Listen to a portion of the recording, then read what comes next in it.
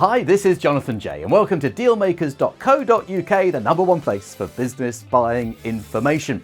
On this video, I am going to introduce you to Daniel Hill, who bought 12 lettings agents, put them all together into one business, and then sold them on. And on this video, you will find out exactly how he did it as we talk about all things mergers and acquisitions. And if you haven't been on my free training yet, there is a link somewhere on the screen. Click on that, follow the link, and join me on the next free training course.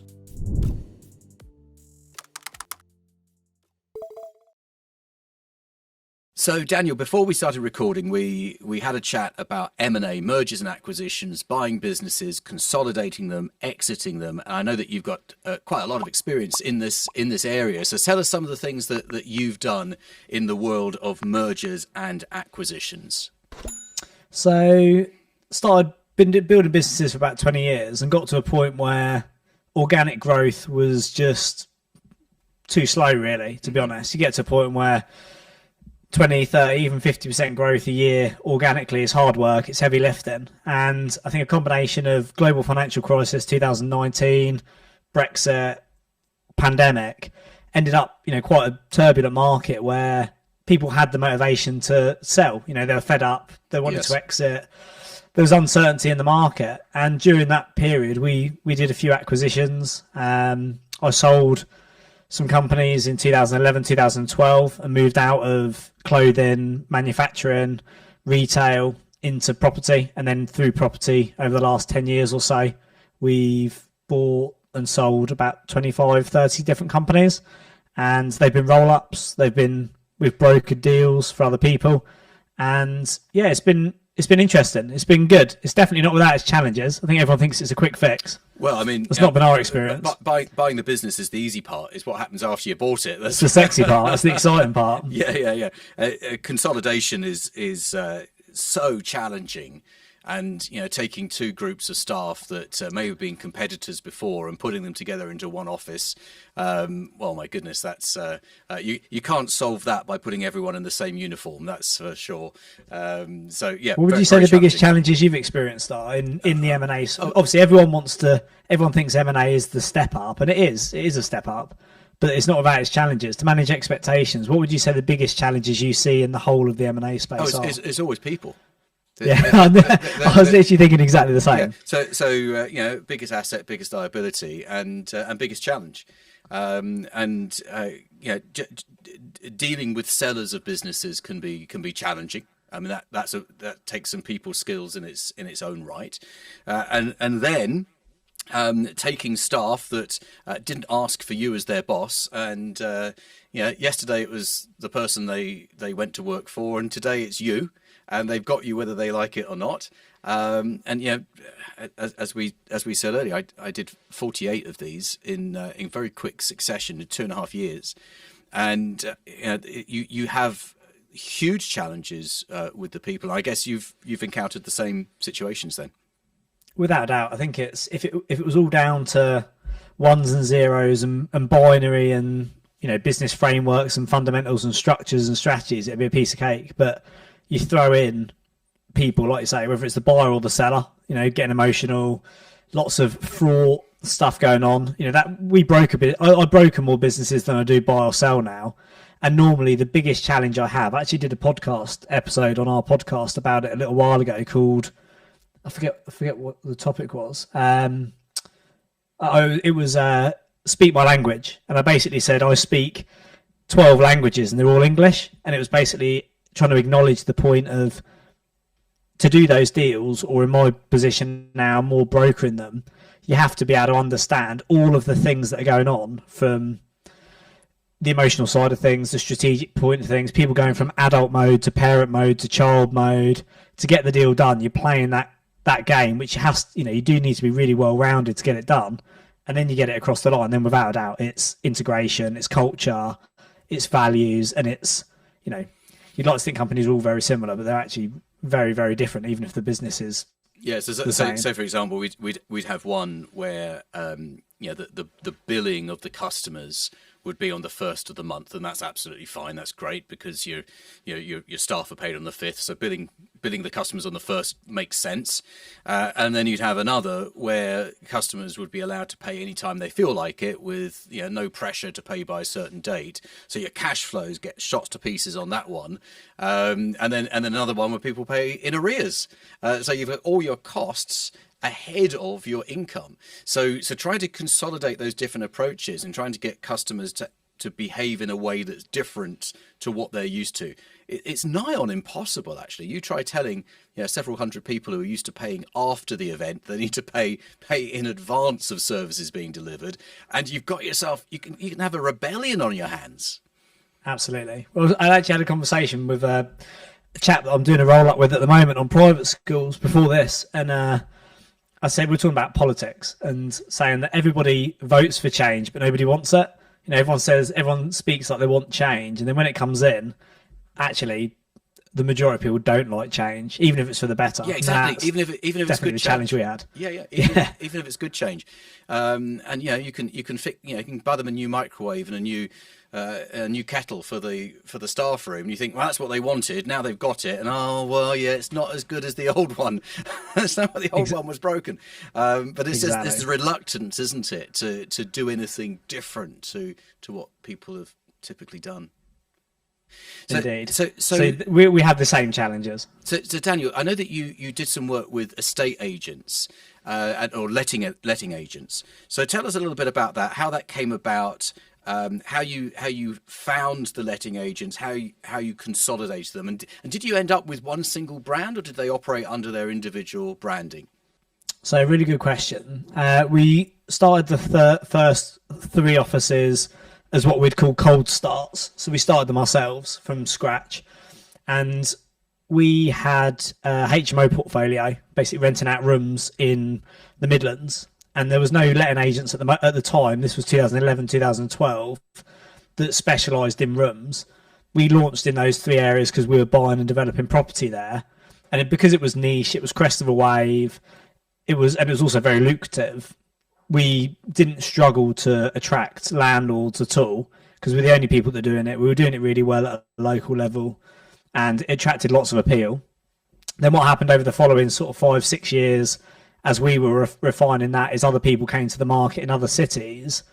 And then what happened was the market was very fragmented, which is often what we'd look for when we're looking at doing a roll-up. So basically find an industry where there's no national big players, lots of independents, like we've seen.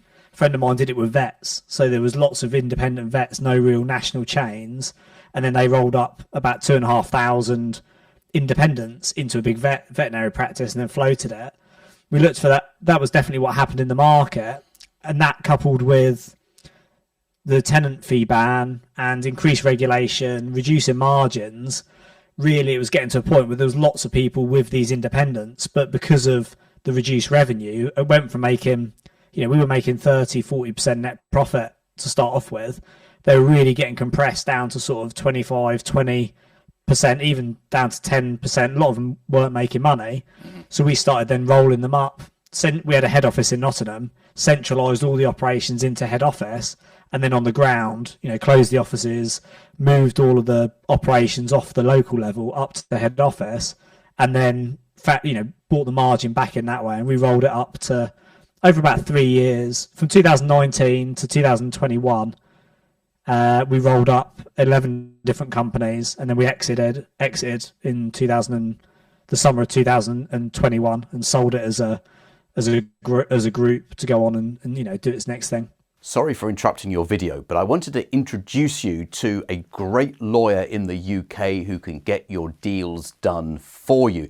He's worked for 50 of my mastermind clients in the last few months alone. His name is John Andrews, and I've got his details right here in my little black book of contacts. You can phone him on 0345 241 2494, or you can email him on johnandrews.deallawyer@jmw.co.uk.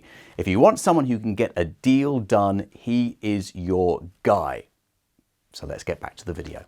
So let me ask you a few questions about that. So how did you structure each deal, and how did you finance it? So structure-wise, our structure was very much as far as the organisation goes, the structure was we kept them as limited companies. So we didn't actually, until we sold it, roll them into a single limited company. So what we did was we structured it as we'd buy the limited company, including the stock, rather than buying just an asset purchase. We bought the limited company, and then we would keep them as independents, but remove basically all the overheads and replace that with a charge up to what we called head office limited, which was our service centre. That was the structure we went for. And then finance wise, we did the standard sort of model we'll normally do is a minimum of 50% upfront, whether we're buying or selling. And that's like investor capital. It might be retained earnings.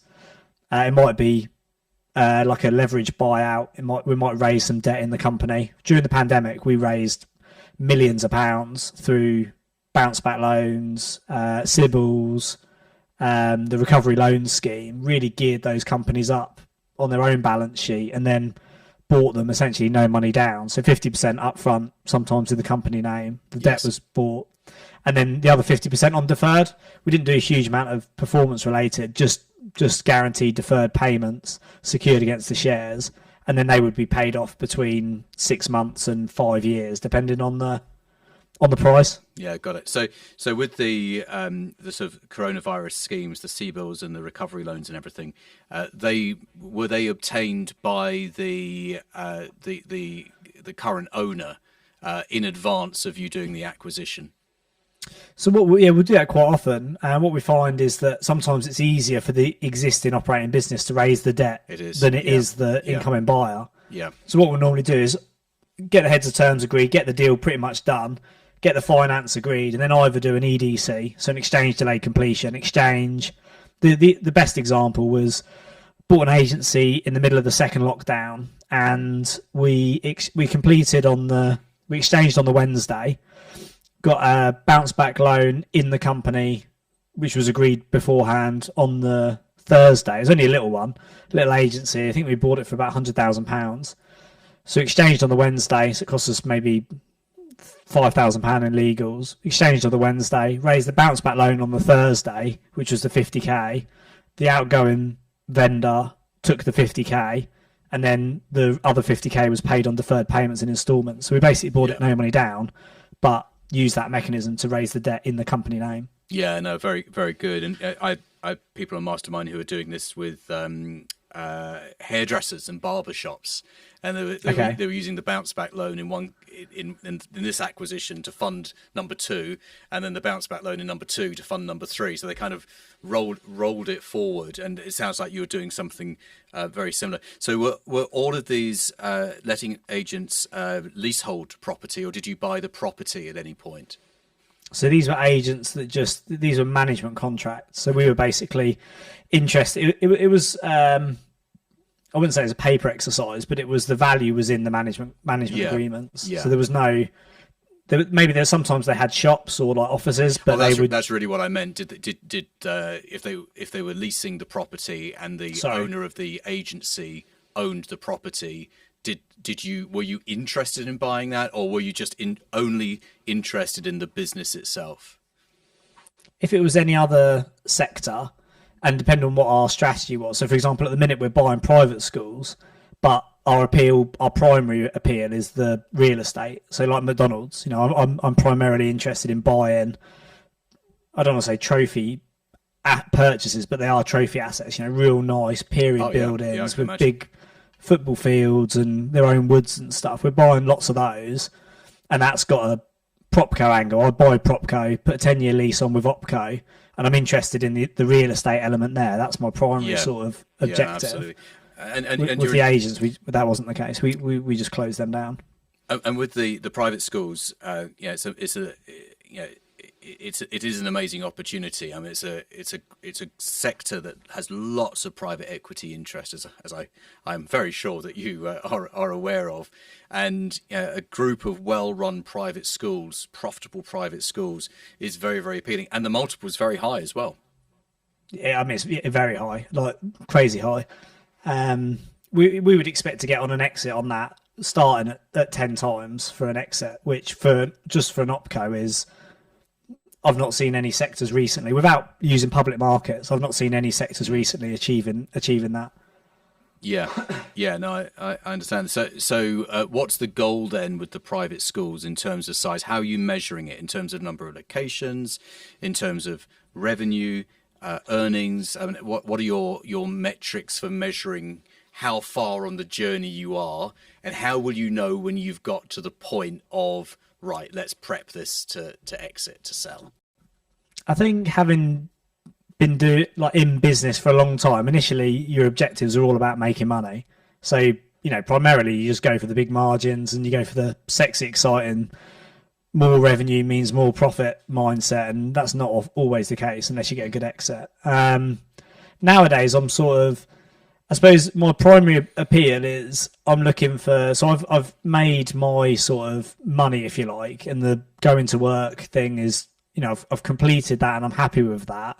But what I'm looking for now is like real nice assets that I can invest my capital in, that I can get 10 years guaranteed return at, I'm happy with single digit figures.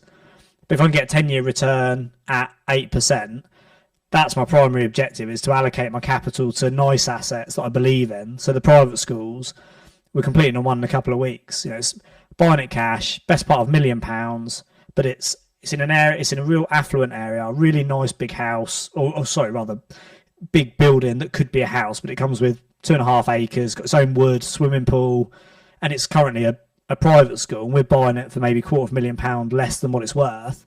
And what I'll do is I'll buy the whole thing, lease the building to Opco for 10 years, and for me, on the balance sheet, I've made a couple £100,000 by putting my capital in there. That's the primary objective for me.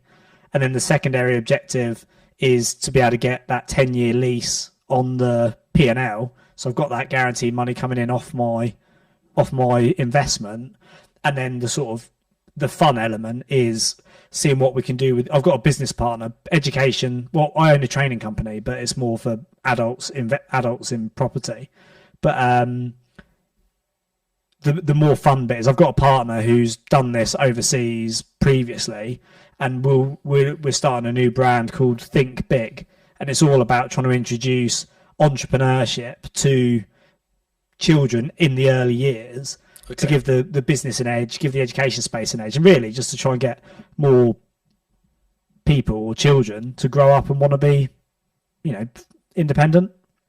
Yeah, but that's the fun bit. Yeah. I mean, it's a recurring conversation, isn't it, about financial education in schools? I mean, I remember 25 years ago, people were saying, we need more financial education in schools for children, and they're still saying it, and it still hasn't really, as far as I'm aware, it's not in the curriculum at all.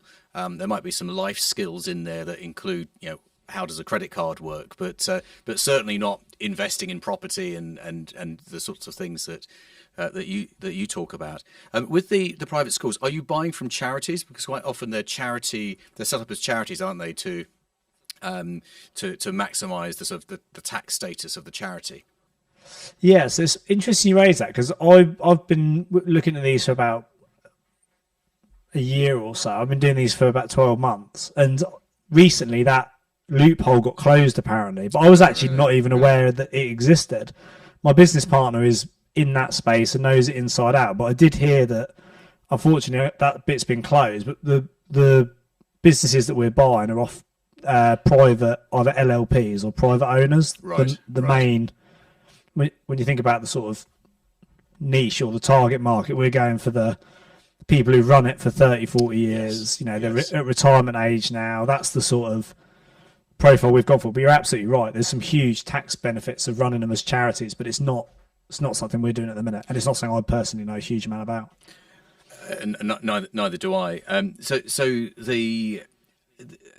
if you've got these older owners, I guess retirement is the number one thing on their minds. That's the main incentive for selling when they do.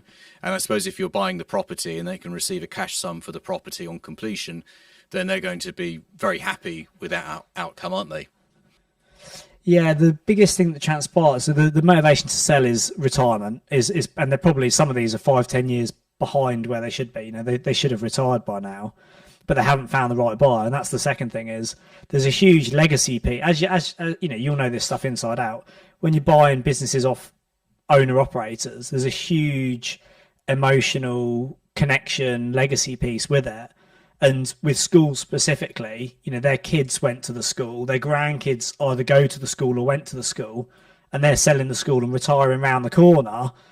They can't be seen. They don't want to sell it to the Chinese or someone a developer who's going to come in and knock it down and put 100 houses on it. Sure. In many cases, we've won the deal because my business partner's got 30 years experience in roll-ups of independent schools. And our primary objective, for as long as it's commercially viable, is to continue running the schools. And that, you know, that is the thing that seals the deal, and above the price. Like we've saved hundreds of thousands of pounds on some deals because we're not there just to knock it down or asset strip it. Yeah, sure, and that gives people comfort. They want a continuation for the staff, for the children. Yeah, absolutely. The irony, of course, is that quite possibly a buyer for a group like this might well be an overseas Chinese buyer in the future, because there's a lot of overseas interest in British education, I think. I mean, it's huge, like, absolutely. And again, we're not pulling the wool over anyone's eyes. We're a commercial organisation doing this as an investment, but the international appeal obviously UK education is huge at all levels, but there's also another sort of spin-off that we're looking at where we lease the brands to other companies in other countries, because just having that, in the same way you have universities that are partners with other countries, just having that affiliation is, you know, it's huge value overseas, and it can be very lucrative on licensing agreements to build those out. So yeah, there's lots of angles to it. Yeah, I go to Dubai quite frequently, and I can see something like this working very well there. If you've got an established British education brand, licensing it out overseas to somewhere like Dubai, is I think probably would be a very good thing.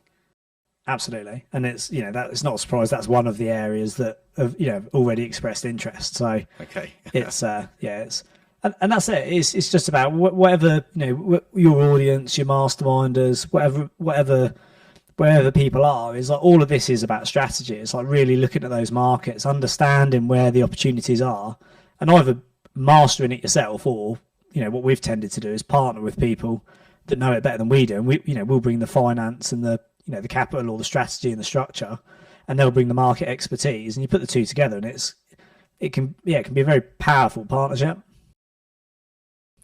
So Daniel, where do you see the opportunities for people interested in buying a business? You know, what are the opportunities right now? Because there was definitely opportunity during the pandemic, because that was the people who did the Warren Buffett approach to investing, which is when everyone else is running away, then you run towards it. Those people who sort of were very brave during the pandemic, certainly.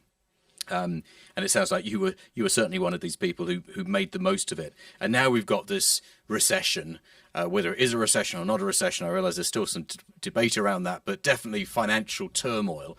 That's possibly an opportunity. Is that the way that you see it? I think the 18 months or the 12-month period during sort of 6 months into COVID, and then the back end 12 months was globally on record the highest volume of M&A transactions completed ever in history. I can't remember the figures. It was like $3.2 trillion or something. It was recorded as the biggest period of mergers and acquisitions. And one of the justifications for it was during periods of economic uncertainty, big organisations, not only was there loads of capital, I mean, obviously most developed economies were pumped full of QE, government stimulus. There was just loads of money. There was a logic that during periods of uncertainty, not necessarily recession, because that's not always the case, but economic uncertainty like the pandemic, was organisations would prefer to buy revenue than build it. So people went out and just bought, you know, and obviously for shareholder value as well when you're looking at playing the markets. But there was that huge motivation there to go and do that. That was a big part of the pandemic drive, which we definitely saw. Couple that with the fact that huge economic uncertainty, being at home, locked up. For some people, you know, they had positive life-changing experiences during the pandemic, spending more time with their friends, family, kids, didn't want to go back to work. So that all worked really, really well. I would say the thing at the minute that is working well for people who are looking at doing deals is price. Like I do think from the deals that I'm looking at the minute, I would say, and it does depend which sector you're in, I would say, because and this is like in real time, we're recording this second week of October, the finance market is locked up. It doesn't matter what deals you're doing, the finance market in the UK is locked up. Any deals you can do at the minute, creative finance, motivated sellers, lease options, EDCs, anything just to get around that finance issue, I think there's absolutely deals to be done based on the motivated seller strategy more than anything. So there's lots of people who want to sell, but the ones that are motivated will potentially give it away because there's not the supply exceeds the demand. That's what I'm seeing. Yeah, typically now. The best deal you'll ever do is with someone who really wants to sell way more than you want to buy. And if they want to sell more than you want to buy, you've got yourself a great deal. If you want to buy more than they want to sell, it's the wrong way round. And that's where it all goes horribly wrong. But yeah, absolutely. And I think it's also being prepared for those opportunities, isn't it? I mean, so many people, they don't even know that there are opportunities because they haven't got the knowledge to be able to act on them.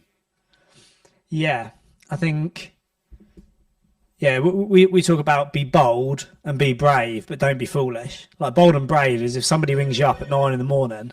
and says, you know, the proverbial's about to hit the fan and they need to get a deal done and you can roll up and get a deal done.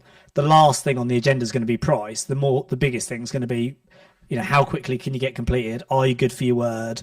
And that, you know, that will, what they're looking for is this, you know, the certainty, and you know, you can then define your price as long as you hit their terms. But but then don't be foolish. Is if you don't know what you're doing, you know, don't jump in with both.